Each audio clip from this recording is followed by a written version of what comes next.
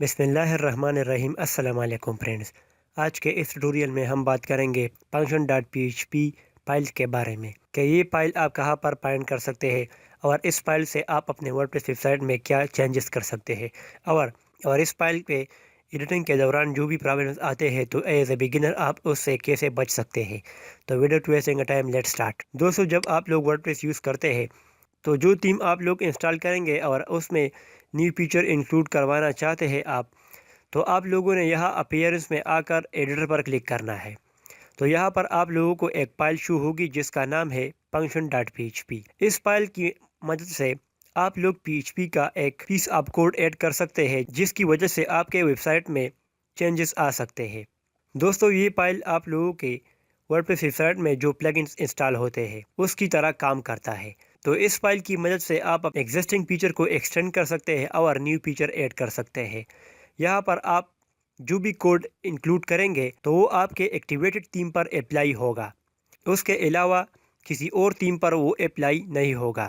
آپ لوگوں میں سے اگر کوئی تھیم ڈیولپ کرنا چاہتا ہے یا پلگن تو آپ کو اس فائل کی مدد ضرور ہوگی، کیونکہ یہاں پر آپ بہت سے فیچرز انکلوڈ کروا سکتے ہیں۔ کیونکہ میں بھی ایک تھیم ڈیولپ کر رہا تھا، وہاں ٹیوٹوریلز میں نے پڑھا تھا کہ یہاں سے سارے فیچرز انکلوڈ ہو سکتے ہیں۔ کیونکہ میں جب مینیو کریٹ کرنا چاہتا تھا، پرائمری مینیو، اسی طرح سیکنڈری مینیو، فوٹر مینیو، اسی طرح میں نے ویجٹس کو جب انکلوڈ کرنا چاہتا تھا تو جب بھی میں کوئی نیو فیچر انکلوڈ کروانا چاہتا تھا تو میں ایک لائن آف کوڈ یہاں پر ایڈ کر کے وہ فیچر انکلوڈ کر دیتا تھا۔